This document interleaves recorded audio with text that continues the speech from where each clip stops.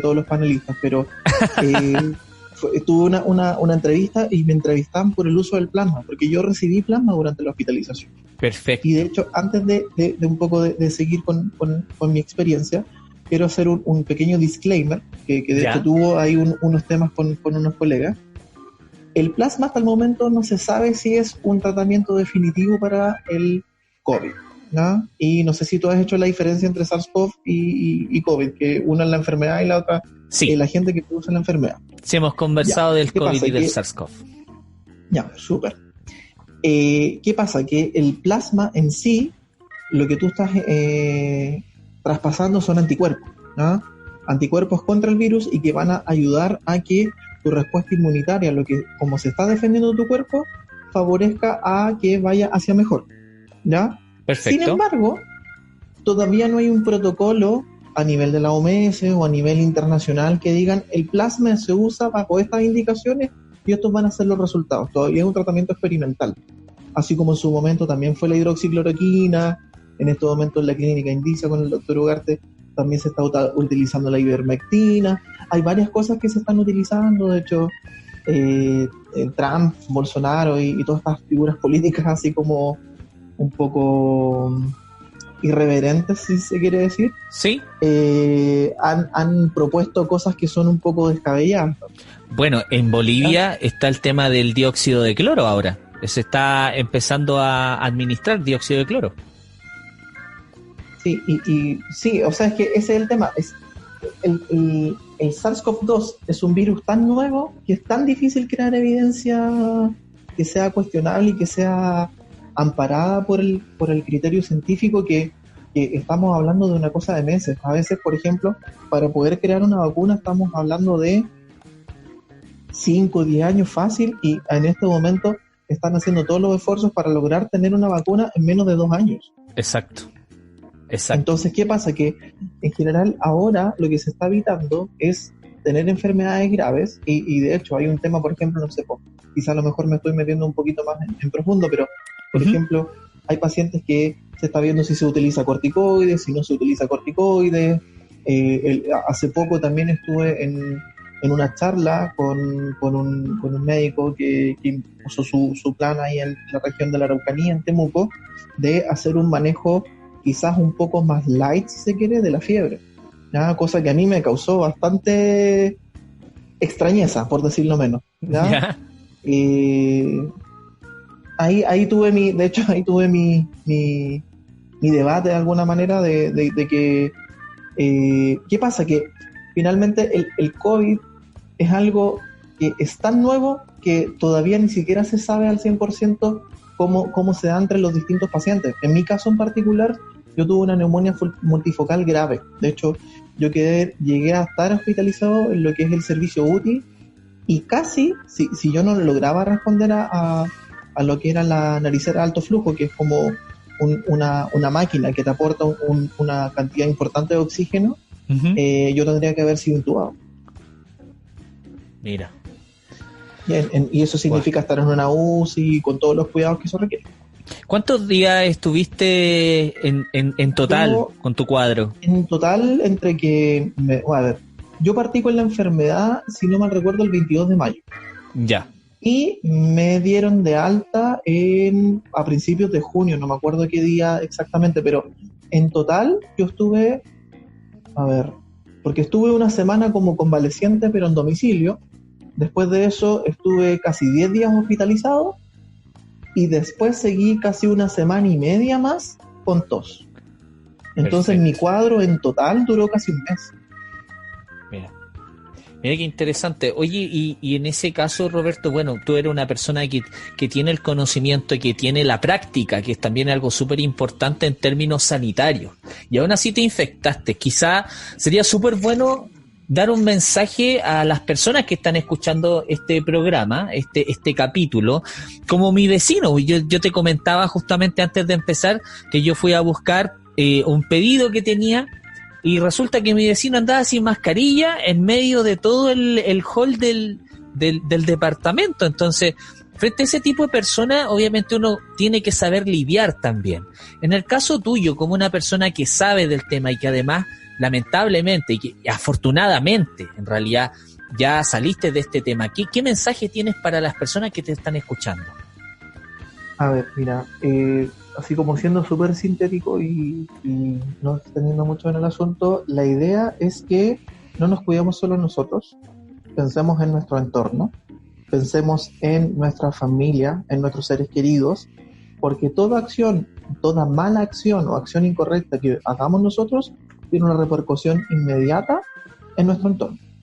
Exactamente. De hecho, yo, esto te cuento, yo vivía con mi mamá, que es una adulta mayor, y por este tema mismo de la pandemia yo me fui de la casa pensando en que me podía contagiar y efectivamente ocurrió. Entonces, ¿qué pasa? Que si a mí me dio esta enfermedad siendo una persona inmunocompetente, con mis defensas normales, digamos, sin enfermedades asociadas, y me dio una neumonía grave, si es el caso, por ejemplo, de mi madre, ella quizás no la estaría pasando. Exactamente. Entonces, ¿qué pasa? Que yo creo que es algo que nos va a costar todavía. De hecho, Chile y el mundo entero no piensa como comunidad, no piensa que lo que yo haga le va a afectar al resto, y esta pandemia nos ha obligado a actuar como comunidad, en entender de que de todo lo que yo haga, quiéralo o no, va a afectar a mi vecino. Entonces, sí. Por ejemplo, el hecho de ver a un otro sin mascarilla, por ejemplo, o de repente que a mí me ha pasado también que a veces he tenido que ir caminando por la calle para poder tomar la micro, para hacer algún otro trámite, y veo, no sé, 8 o 10 personas en un espacio no mayor que un patio de 2, a ver, ¿cuántos serían? 2 por 2 metros, digamos, y todos juntos y sin mascarilla y tomando.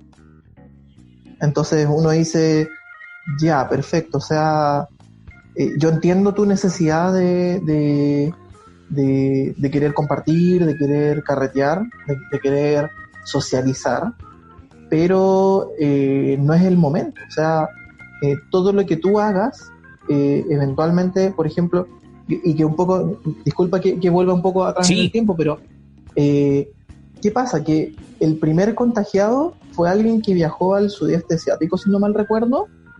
El primer registrado. Uno de los primeros contagiados. Sí. Sí. ¿Y qué pasa? Que una de esas personas viajó a un matrimonio. Y después hubieron no sé cuántos contagiados por culpa de esa irresponsabilidad. O sea, igual que una película, uno llega y puede transmitir, esparcir esta enfermedad sin necesidad de quererlo. O sea, es que ese es el tema. Por ejemplo, la forma más fácil de ver que alguien está contagiando es que alguien esté tosiendo. Ya. Sin embargo, uno no alcanza a ver todas las gotitas, y esas gotitas después quedan, si bien no quedan suspendidas en el aire, pero sí quedan puestas en la superficie, y si uno toca esas superficies y esas superficies están en contacto con alguna de tus mucosas, que puede ser la mucosa del ojo, la mucosa vocal, te puedes contagiar. Ahora, no toda la gente que tose necesariamente tiene COVID, hay que tener eso en cuenta. No, claramente no, y de hecho, por ejemplo, el mismo tema del confinamiento ha generado de que los virus habituales, como el virus de influenza y otros virus que son propios del invierno, han tenido una prevalencia súper baja este año. Claro. Y también está asociado al tema de la vacunación. Entonces, de alguna manera, sin quererlo, por protegernos del SARS-CoV-2, también nos protegimos de los otros virus que generaban enfermedades graves durante el invierno. Exactamente. Bueno, es un tema bastante interesante. Podríamos estar acá horas incluso conversando del tema. Hay que tenerlo presente. De todas maneras, siempre la invitación. Tú como experto en salud mental podrías también participar de otro capítulo. Te dejo la invitación si tú así lo quieres. Encantado. Ya, hablar un poco acerca de salud mental en esta etapa en donde estamos intentando volver, es bastante, todo muy confuso desde las redes sociales, la televisión. Entonces siempre es importante tener a alguien que sepa acerca del tema, y desde ya como Capsi de Podcast te damos las gracias totales y esperamos también tenerte en otro capítulo.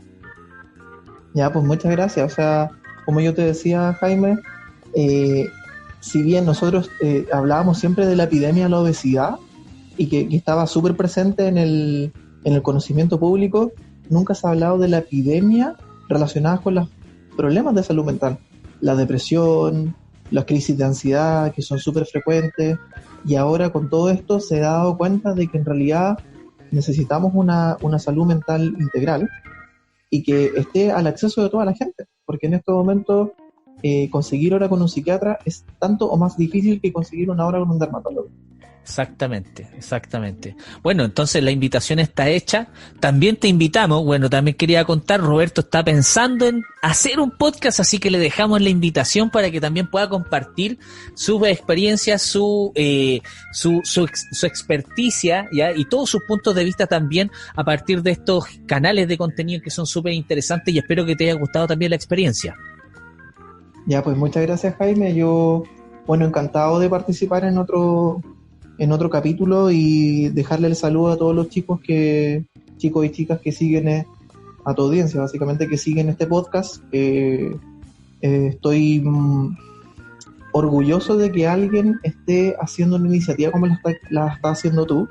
Gracias. Necesitamos, la gente está ávida de información, y en este momento, habiendo tanta información, a veces cuesta un poco separar la paja del trigo, digamos, ¿ya? Hay mucha información dando vueltas, pero no siempre esa información tiene una base lógica, una base real, digamos, ¿ya? Exacto.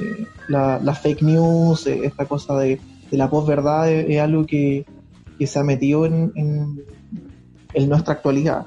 Estamos en una era de que tenemos acceso a tanta información que cuesta un poco dilucidar qué es verdadero y qué no. Entonces se agradecen estas instancias que estás haciendo tú como educador, de alguna manera entregar tu granito de arena, y lo que decía yo, pues de que finalmente somos todos comunidad, ¿ya? Y todo lo que yo haga y todo lo que sea un aporte desde mi experiencia, desde mi saber, desde mi intención de no sé, en mi caso en particular, yo busco sanarme y sanar a los demás. Por eso estudié lo que estudié. En tu caso me imagino que debe ser el tema de la educación, de entregar información y de una manera correcta. Exacto. ¿Ya? Entonces se agradece esta instancia, y yo feliz de participar en un nuevo capítulo si tú me lo permites. Exactamente, así que te dejamos la invitación, entonces nos estamos viendo pronto, y entonces también invitamos a los escuchas a que, bueno, si Roberto abre su podcast ahí también lo vamos a estar publicitando, así que nos estamos viendo, Roberto, que estés súper bien. Ya, pues gracias, igual, que estés muy bien.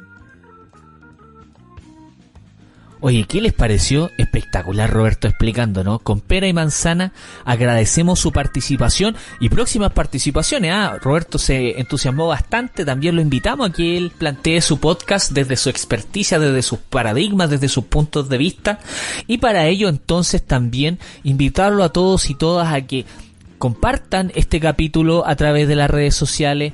Recuerden que nos pueden encontrar en Instagram y en Facebook como Cápside Podcast, y frente a eso también dar las gracias no solamente a Roberto, sino que a todos aquellos que nos escuchan todas las semanas. Estamos de verdad reventándola. Agradecemos también el tema de que se va generando tráfico, va mucha gente que se está compartiendo el podcast, y de verdad lo agradecemos mucho. Siempre estamos atentos a cualquier duda o consulta a través de capsidepodcast@gmail.com, y entonces nos vemos ya la próxima semana con un nuevo capítulo, el cual lo voy a dejar como sorpresa, pero hay que tener en cuenta que está vinculado con la prueba de transición universitaria. Les dejo un abrazo, que estén muy bien y nos vemos pronto. Chao, chao.